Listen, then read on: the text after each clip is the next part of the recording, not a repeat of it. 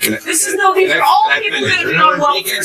Yes, there are machines that can now pick strawberries. You cannot strawberries, tomatoes, but and you don't they have to are pay not Social today Security. picked by machines. You don't have, that's they're because picked by people who come to this country with their family. All right. You know what? We're not recognize the justice. The answer is recognize fairness. We're not gonna. You know what? This is you talked over and I couldn't answer. Yeah, I know. I pointed it out to him. All right. And also, so we didn't. In other words, we didn't need 30 million Mexicans. We already had African Americans, and I mean African Americans, not immigrants. And we already had the Puerto Ricans. And what about? I'm just stating we didn't need the 1965 Act for all this vibrancy we're getting, because we're getting a lot of crime. And what about fair use? Your imaginary friend, Jesus Christ? Ann Coulter's appearance on Real Time with Bill Maher was a masterclass in debate as she confronted a panel of supposedly woke opponents, including Joy Reid, and systematically dismantled their arguments with precision and confidence. Watching her break down their talking points piece by piece was both fascinating and entertaining, as the panelists' expressions shifted from smug certainty to utter disbelief. These moments highlight why television debates can be so compelling. When someone challenges the prevailing narrative without fear, the echo chamber cracks, revealing the limits of conventional discourse.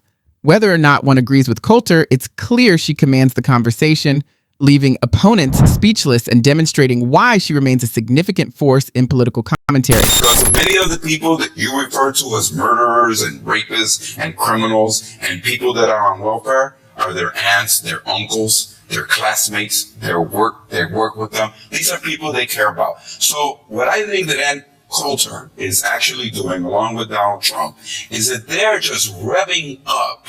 You know, it's like a Latino registration machine. Because every time they say these things, I say this quite seriously, 1 million Latinos turn 18 every year in the United States of America, and they're all American citizens of the United States. And here's what happens. They become the basis of the new American coalition, the new American political coalition. That is young people, that is Latinos, that is immigrants, it's African Americans, it's Asians, it's gay people, it's people that care about the economy, and it's people that care about the environment. And look, you're never going to take the White House with this kind of politics ever again, because there's a new American.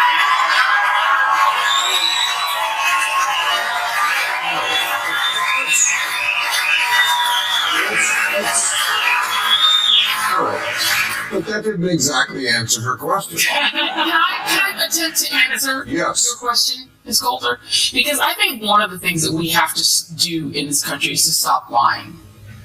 We were earlier talking and touched on the issue of slavery. Ever since the forcible removal of millions of African Americans from chattel slavery, this country has been importing new slave labor. That's right. Because this country wants and runs and is fueled by cheap labor. That's whether it was right. Puerto Ricans, whether it was people we drew from Mexico to come here and continue to do so, because the people who are on your side, big agriculture. On my side. Big agriculture, the big corporate interests who want people to come. Well, she does say that. I agree with you. Okay, well, once we bring people here, people's family members, people whose families are born here, are American. Both my parents are immigrants, so I take great exception to any kind of negative characterization of them. I had one come from Africa, my mother came from the Caribbean.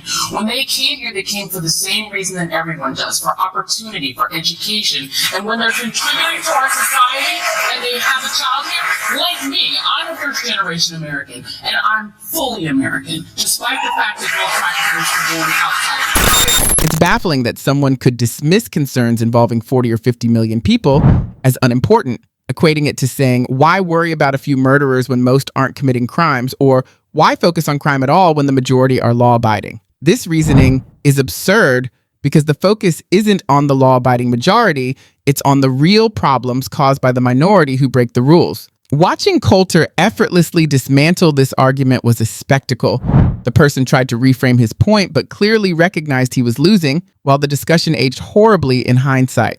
Trump's subsequent political victory only highlighted the irony, especially as commentators like Joy Reid shifted blame onto others, showing just how disconnected such arguments were.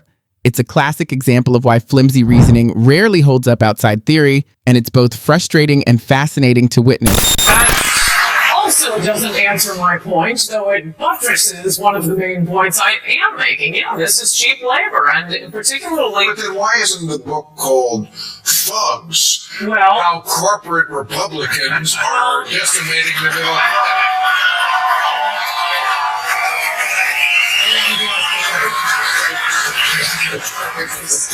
Okay. In fact, as I told Scott, that's the one error in the book, the title. I didn't argue. You haven't read the book. I've read it 3 times. But I'll tell you what's in it. On the plane, in the hot tub, once high, once straight. It is far more of an attack on Republicans, on big business, on the Chamber of Commerce. Yes. It is on the left. I agree. I didn't want a subject at all, but if I listed all the people who are trying to turn the country into a third world hellhole, they would go on to the back page. Let me ask you something. Look, the question is still... I'm glad you're here, but why should America care that other people of the world are happy? They should care about the ones who are here now, including you. And all the fruit you eat, all the vegetables you eat, they are all picked by foreign labor. They can be picked by machines. This is no these are all people that have been on welfare. Yes, there are machines that can now pick strawberries. You cannot strawberries, tomatoes, and you don't have to pay them Social Security. By machines. You don't. That's because they're corporate. To this country with their family. All right. You know what? We're not recognize it just as the answer is recognize all this. We're not going to. You know what? This is over and I couldn't answer. It's almost laughable how easy it would be for anyone, even toddlers, to spot the flaws in these arguments. In some of the corrupt countries people are fleeing from, children are probably making better decisions than these panelists. The ignorance on display is staggering. An echo chamber stripped of common sense, completely detached from reality. The only reason these men appear competent is the thunderous audience applause whenever someone dares to disagree with Ann Coulter. Okay.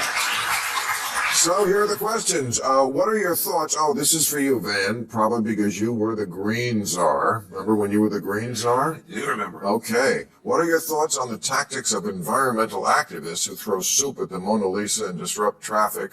They also glue themselves to things. And is there a better approach to advocacy? No, there isn't. That is the one that works, and it's solving the problem in record time. No, it's sad because all that crap overshadows the people who are doing the real work. We got a bipartisan bill done under Biden. Young people worked their butts off for that. And they did it the right way. They knocked on doors. They did it the right way. They get overshadowed by nonsense. And I think we need to really lift up, you got this generation that really does care. They're trying to be constructive. You do have red states that have clean energy jobs that are growing alongside the jobs that I like a little bit. Whom I nearly mistook for Anna Kasparian. Strip away the performative cheers, the safety net, and the interruptions, and these panelists would be utterly exposed, fumbling helplessly through talking points against Coulter's sharp precision. Even factoring in the crowd, it was like 104 against 1. Yet she dismantled them completely.